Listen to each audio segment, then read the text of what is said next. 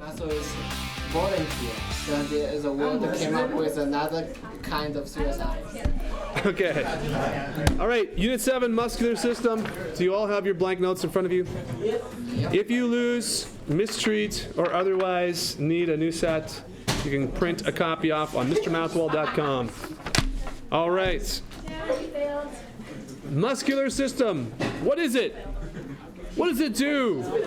Makes you move. Okay, I'll need you quiet now. Anatomy and physiology we will speak of first in the muscular system. No, it's not. No, it's not, see? All right.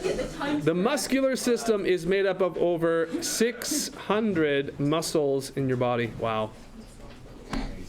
Would that have been your guess? Yeah. That's a lot. Well, I probably have more. You probably have more? Yeah, more. I can't get like this overnight. Big muscle in your head. Okay. No, that's the muscle she's lacking right there. That's the muscle she's lacking. Yes, question? Would that be like, One's in her head or the one she's would like each individual have like a name, or would it be like Yep. multiple in? Yeah, no, they would each have a name. Yeah, so if you want to be a doctor, you got to memorize at least 600 things. All right. Simply put, the muscular system is responsible for all movement in your body. This can be the movement of you, but also the movement of food or blood through you. So when you swallow something, right, there are muscular contractions that pushes the food down into your stomach. Your blood, okay, your heart pumps your blood. You can move your body around, but also inside there's muscles that are moving. Muscles also provide us the ability to not move, or stability. They also provide the things that move. Yeah, you can cut these lights if you want. They also provide the things that move through us the ability to not move or to stay in one place. So there are valves, right? There are things that close off in your body so that fluids or whatever can't move. So it's not just the muscles that you guys were showing us there before, right? All right. Finally, muscles can also warm us up. The movement of your muscles produces heat. This is why when you're cold, you shiver. This is not the primary purpose of muscles, though. Do you ever notice that? If you're shivering, your muscles are just basically like vibrating. And if you're cold, you do some exercise, you'll warm up pretty quick, usually.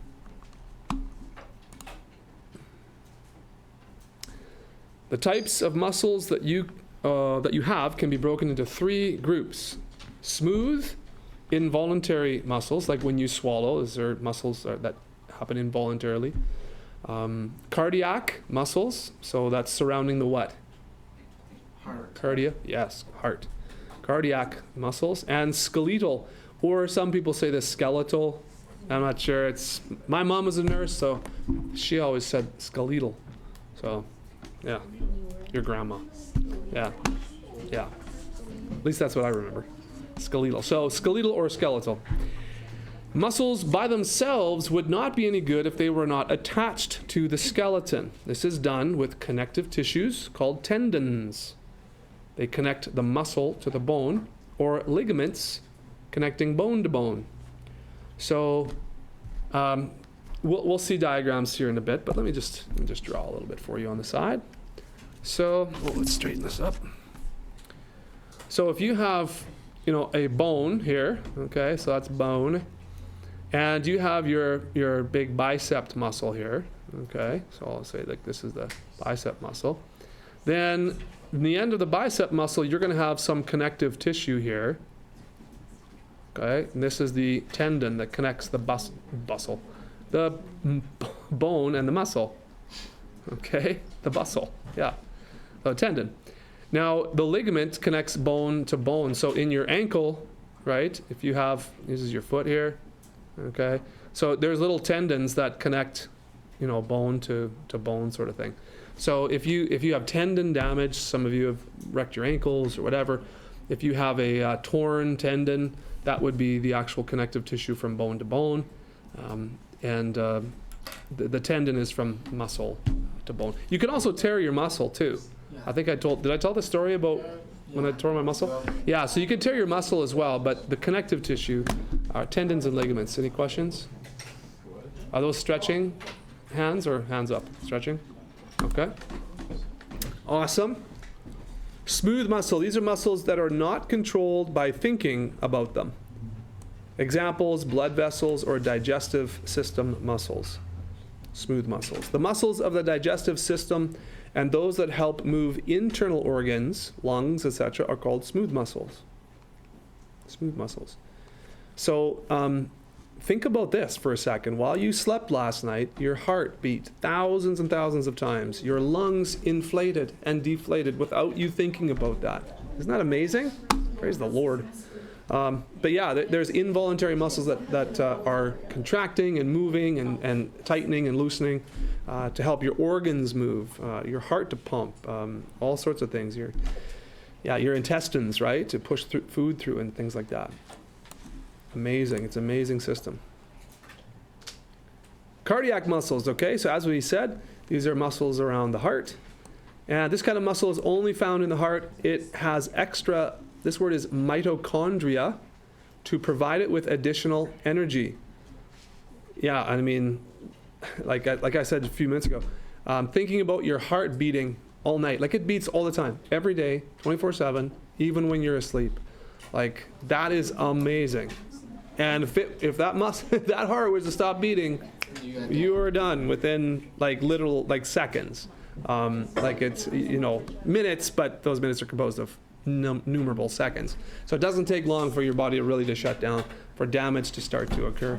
Actually, this graphic is covering. Is that just oxygen? Is there another? Okay. Okay. So I'll get to your question in a second. So extra mitochondria in the cardiac muscles to provide additional energy as it gets. It also has the freshest blood supply, so it gets the most oxygen. Okay. Do you have a question? Okay, so the question is, how many times does your heart beat overnight without you even thinking about it? While you're sleeping, you're completely unconscious, you have no idea what's going on, you're just living in your little fantasy world, dreaming a dream, and your heart is pumping away. Okay, so let's figure this out. So let's say on average, let's say 50 beats per minute. Okay, so how many hours of sleep do we get, or should we get? About 8. Let's say 8. Okay, so that's 8 hours. Now, that's going to be four. What is that? 50 beats per minute. That's not per minute. Okay, so this is 50 beats per minute.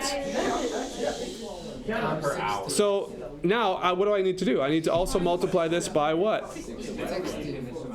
Times 60. So 50 beats per minute. Okay, so 50 times 60 gives you hours, beats per hour, and then times 8 gives you beats per your sleep. So 24,000 times. Bum, bum, bum, bum, bum, bum, bum, bum, bum, bum. While you're sleeping. That is amazing. That is amazing. Without you even thinking about it. And your lungs to inflate and deflate properly. That's amazing. You should get up every morning and be thankful. You really should. You survive. Yeah. Okay. That's amazing. Okay, skeletal muscle. I like calling it skeletal muscle. Skeletal muscle. These are the muscles that you can move by thinking about it. Okay, by thinking. Yeah. So telekinesis is a real thing. I think about moving my hand, and it moves. That's crazy. I don't believe it. When you're first learning how to do these movements, it requires a lot of thought. The blanks are thinking and thought, okay? But eventually, your brain learns the sequences and can do much of it automatically. That's muscle memory. So you guys know a little bit about muscle memory. If you practice something, like if you're a sports guy, play hockey or whatever, shooting, skating, if you're a basketball player, your free throws, if you're a guitar player, the muscle memory, that's a huge part. Your fingers just kind of can go where you want them to go, pretty easily move from one chord to the other. So that's called muscle memory. So if you practice something, you won't have to think about it so much. And that's why practice is a big deal. Can you imagine how good you would be at basketball if every time you run down the court, you're like, okay, bounce, bounce, okay, good, okay, I'm doing great, bounce, bounce. Like you don't want to think about that during a game, right? Skeletal muscles are an example of this group. They are attached to the skeleton and allow us to move around. They have less mitochondria than the cardiac muscle and will eventually tire out and need a rest. So they're not very good at storing and disposing of their own energy. we need to keep, and this is why when you work out, you breathe a little bit harder, okay? Your lungs work, your heart's pumping, because your muscles are using energy, including oxygen. And so when they get tired and depleted, your body's like, okay, we got to replace that energy that I just used. And that's why you breathe a little heavier when you're doing exercise. Okay. Good. Questions? No? Just throw your hand up if you have a question or interrupt me, whatever, if I don't see you. Okay, major skeletal groups. Okay, so let me zoom in here. Do you have, no, you don't have this on your notes probably, right? Okay, so if you are working out, if you are an athlete and you work out, you might know a lot of these muscles. Okay, because we talk about these muscles when you work out. You do your curls, right? You're working on your biceps, right? Okay, you do your push-ups. You're working on your, what are these right here? Okay, yeah, are these on here? Just chest muscles. Okay, muscles. There's probably another word for that. Your delts, okay, deltoids here. Abs, you know about abs. Quads are the muscles on the front of your legs. Your traps here, trapezoids, trapezius muscles, triceps on the back, lats, okay. Glutes, hammers, hamstrings there, calves. So this is not in your notes, but you will need to study these muscle groups. So, no. I will direct you to your textbook for something, or I'll put it up on the website, something for you to study. The ones on Google Slides we can't see on the website, like they say request access to. Yeah. The ones on Google Slides, you can't see them. Like all of the presentations, like these ones that are on Google Slides. Even though they are not muscles, they work with muscles, tendons and ligaments. Tendons connect muscle to bone, ligaments bone to bone. We talked about this already. So tendons allow for the muscle to pull on the bone to make it move. So when you lift up your hand like this, okay, your bicep is the muscle between your sort of elbow joint there and your shoulder joint, and it is contracting. So that's why when you make a muscle, it gets bigger in the middle because it's contracting. It's a long muscle that contracts, and so it builds up in the middle and then flattens out. So when the muscles contract, they pull two bones together. There's always some kind of fulcrum or hinge. So if you have bone like this, and let's say this is your shoulder, okay, so this is your shoulder bone here, and this is your elbow. No, this is your elbow. This is your hand. Okay? Yeah. So you have some kind of you'll have just bear with me here. Okay? So you'll have some kind of hinge. These are bones, and I'm just going to kind of roughly overlap these bones. So you have some sort of pivot point here. Okay? So the muscles themselves will then attach from up here and kind of go along and attach to somewhere over here, so that this is the muscle here, okay? And then when it contracts, so this fulcrum here, the hinge of the motion, this fulcrum is not where the muscle attaches. So you have the fulcrum here, and then you have the muscle, okay, gets bigger here, okay? So then it pulls your arm up. Does that make sense? So the muscle, it moves this point this way, and so that your arm raises. Okay? So it goes up there with your freaky hands there. Do you know what I mean? That make sense? Two-handed person there. Okay, so straight, your muscle is flat and extended, and then your pivot point is underneath where your muscle is attached to. So when your muscle contracts, it pulls up. Got it? Yeah? Okay.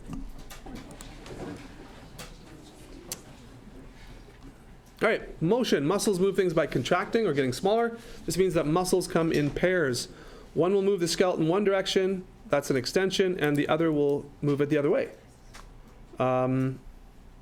X extension, X flexion. Is that right?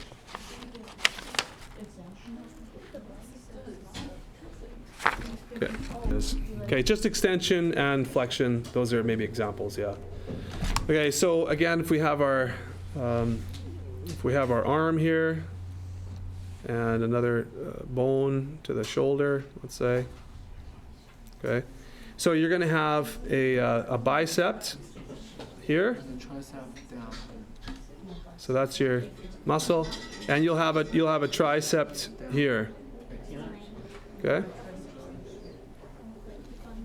Okay, bicep and tricep. And this bicep will be a little bit bigger. It's going to contract a bit if your arm is pulled up.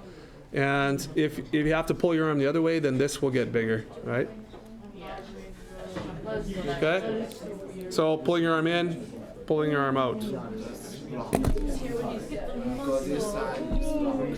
Yeah, a full extension, well, it's not supposed to go any further than that. Yeah, it can. That's called a hyperextension. So this is, guys, listen up, please. Extension, hyperextension if you go beyond where it's supposed to go, right? So your arm's supposed to be relatively straight, but if you get caught, like if you're playing sports or something and your elbow pops this way, it bends more. That's a hyperextension. So I hyperextended my arm or hyperextended my leg or whatever. So that's how you can remember that. This is extension, okay? This is flexion, flexion, okay? Questions?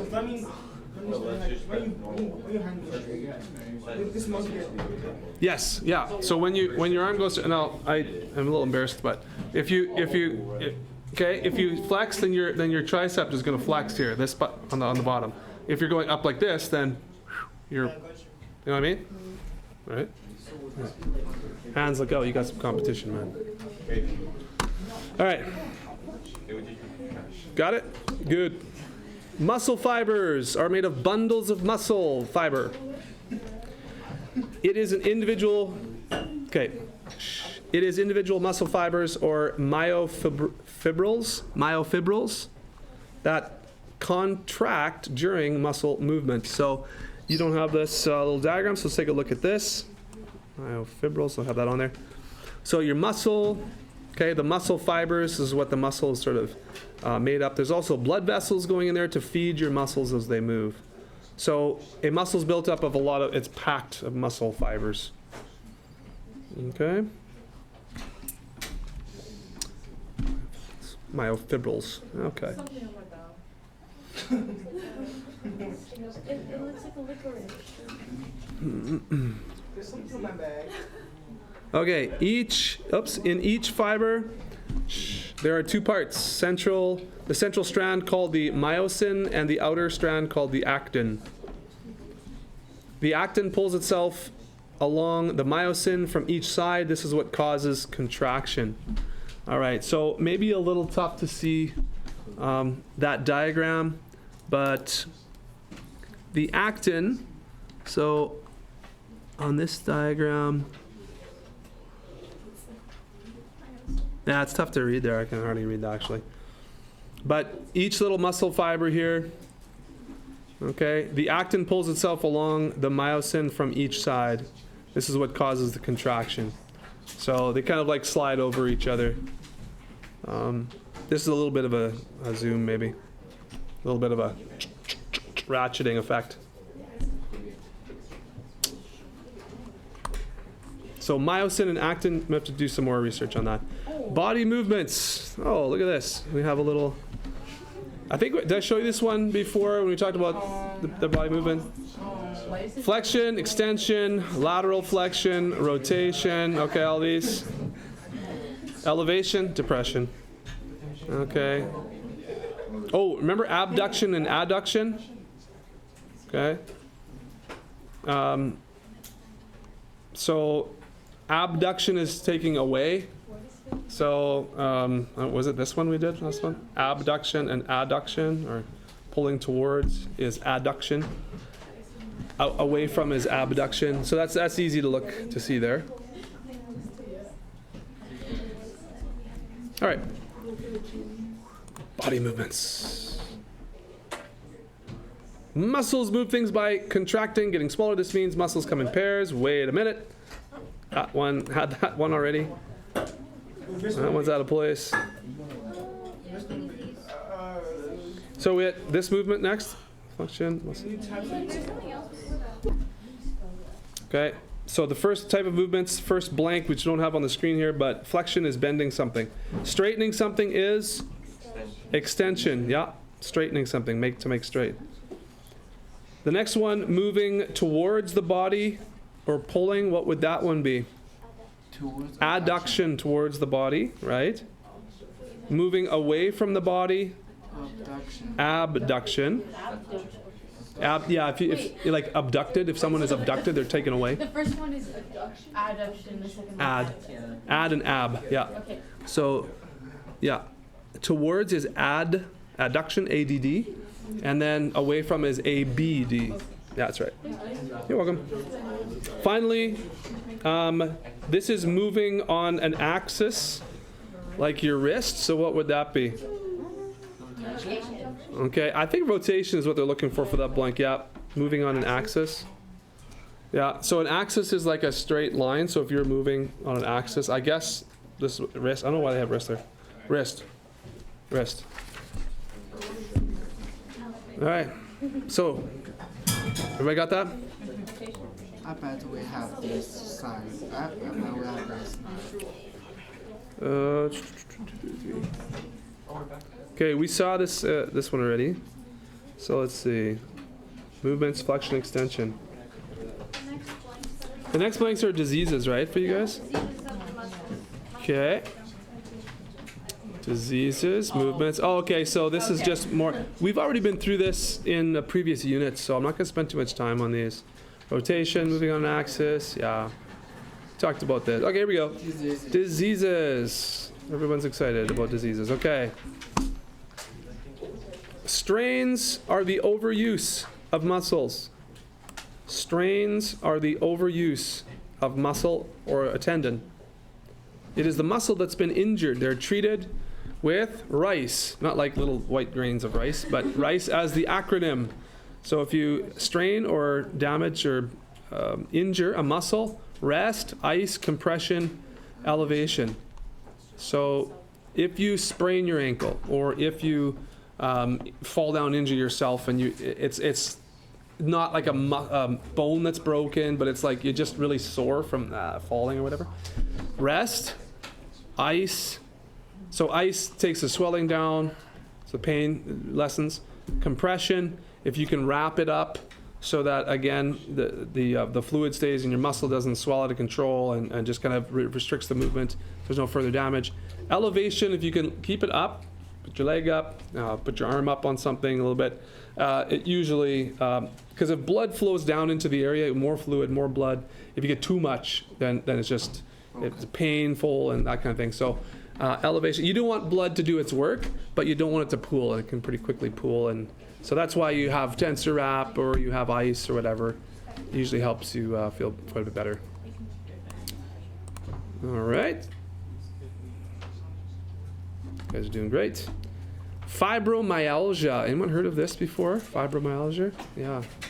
Fibromyalgia is chronic pain in the muscles and the fibrous tissues that surround them. The cause is currently unknown. Now, so was there no blanks there on that one? Chronic. Oh yeah, pain. How did I not see that? Chronic pain in the muscles. Not much to say about that one. Yeah, it'll be tough to live with that one. Bursitis and tendinitis. Okay, let's see what these are. Bursitis is inflammation, so swelling, of the bursa sac in a joint. Now again, these diagrams are pretty tough for us to see. I can't even read that, but yeah. Inflammation of the tendon in a joint is similar and is called tendinitis. Okay, so here's a healthy joint, and here's bursitis. Yeah, so the swelling of this part here. So inflammation of the bursa sac. So this is the bursa sac. Yeah, tendinitis is an inflammation of the tendon. So if you injure your tendon or strain your tendon, and you have chronic pain or weakness, you might have something called tendinitis, which is just a. So is that basically just a strain, but specifically for your tendon? Yes, it's a strain specifically for your tendon, tendinitis. Yeah. Because strains and sprains and things like that are usually muscle related. So if it's tendonitis, it's not the muscle. And like generally, if you have a sprain or a strain in a muscle, once it begins healing, then it's good to work it so that you actually, a light working helps the muscle to build and repair itself. But tendons, the more use of the tendons does not build them up. It only hinders them. So that's why you got to rest for a long time if you injure your tendon. Okay? All right.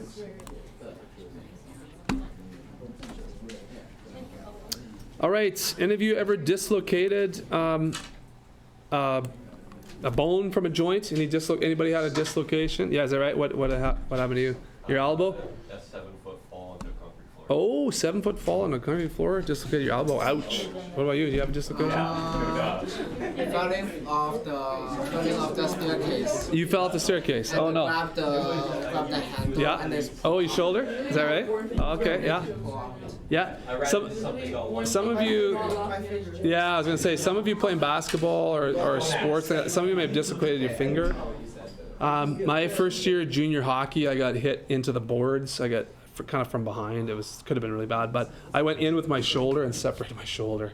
So boards, me, shoulder. So I was out for a little bit. That was very painful. It was a partial, not a full separation, but it was, yeah.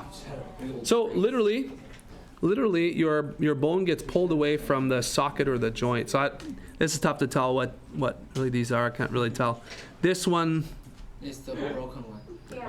This one, these look pretty close together. This one looks not in the right spot. It is at a weird angle. Yeah, it's tough to tell from those x-rays what's going on there, but It is difficult to tell those things because you often can't see the tendon, and so sometimes yeah, it distorts the that's right. Yeah.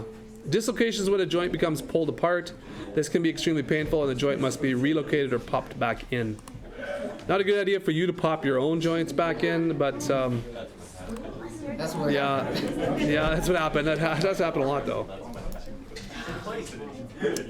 Muscular dystrophy is an inherited disease that causes progressive weakness and disability. Gradually, the muscles atrophy. Remember what atrophy means? A means kind of not, right? Troph is what? Sorry? Yeah, it's kind of like functioning or moving, like able to. So atrophy, like they'll just like won't contract and relax anymore. They just don't work.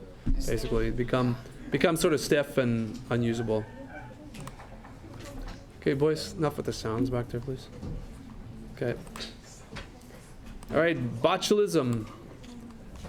Botulism is caused by bacteria. It blocks the nerves within the muscle so that the signal is blocked. The signal to move it is blocked. This can cause paralysis.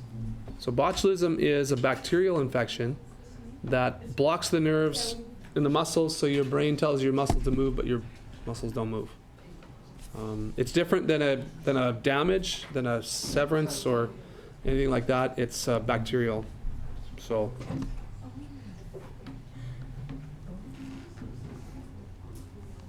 And apparently Botox uses this bacteria. This is an interesting fact. Yeah, Botox, you guys know what Botox is? It's like an injection, it's like an injection to, some people get like Botox injections in their lips to make them have puffy lips. Or, I don't know what it is. I don't know. Anyways, interesting, Botox, yeah.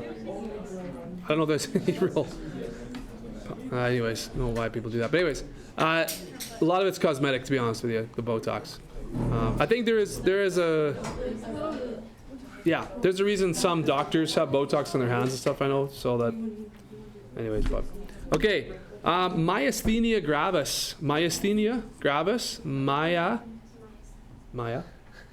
Sthenia gravis is an autoimmune disorder where the body produces antibodies that interfere with the sending of signals from the brain to the muscles. So we took a look at what autoimmune disorders, right? It's your body basically attacking itself. And these antibodies interfere with the sending of signals. And I guess a lot of times it might cause, for example, when you blink, right? Your one eye blinks, the other eye doesn't blink so much. You probably know people I think it's this. Like, honestly, you guys ever watch hockey? Like, Connor McDavid, you know Connor McDavid? He's like the best hockey player in the world. If you watch him in interviews and stuff, his one eye doesn't really blink. Like, it doesn't hardly moves. So I don't know if this is what maybe he has, but like his one eye blinks and the other eye doesn't hardly move at all. So I don't know. Myasthenia gravis, yeah, it's not very common. You don't hear about that very often. Okay, tetanus. You guys ever had a tetanus shot? Yes. Tetanus is a bacterial infection that causes the muscles to constantly contract.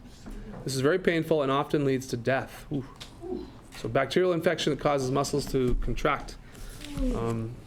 Have you guys ever had like muscle spasms? You know, like yeah. So like when you're like a muscle in your arm or something like just like jumps all the time, or in your eyelid like spasming. You know, like when your muscles just jump without you. Yeah. Sometimes it feels kind of weird. Yeah, it's like it moves on its own. It's like, I know. Yeah. like you climb a mountain and your legs are like Yes. When you work out heavily, like right, your muscles might be like, hey, what just happened? Oh, this is crazy.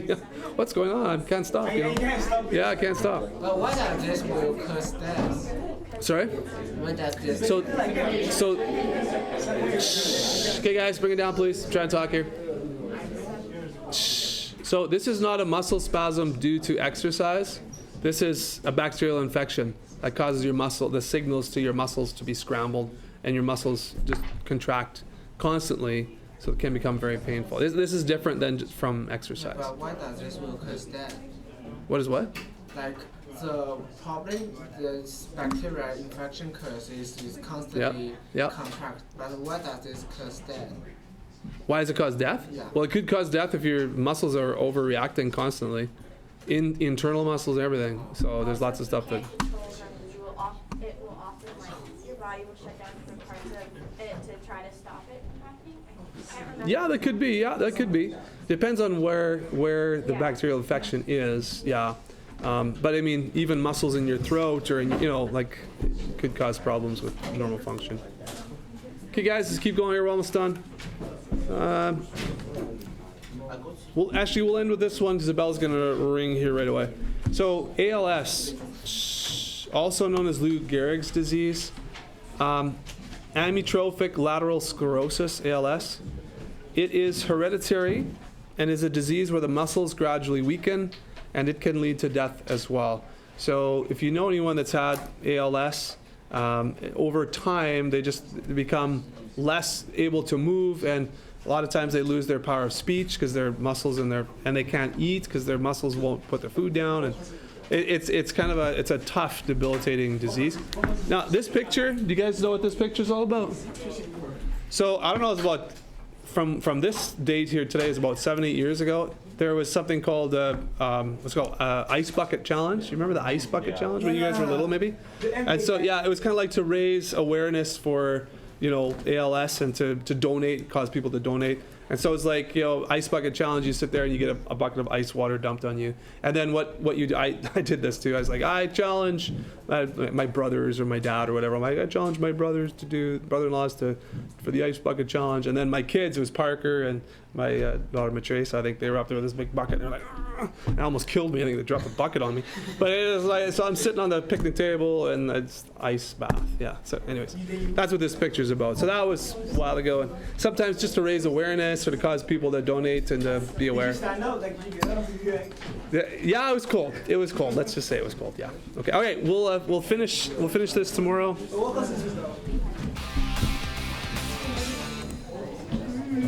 Yeah, because tomorrow's diagnosis here.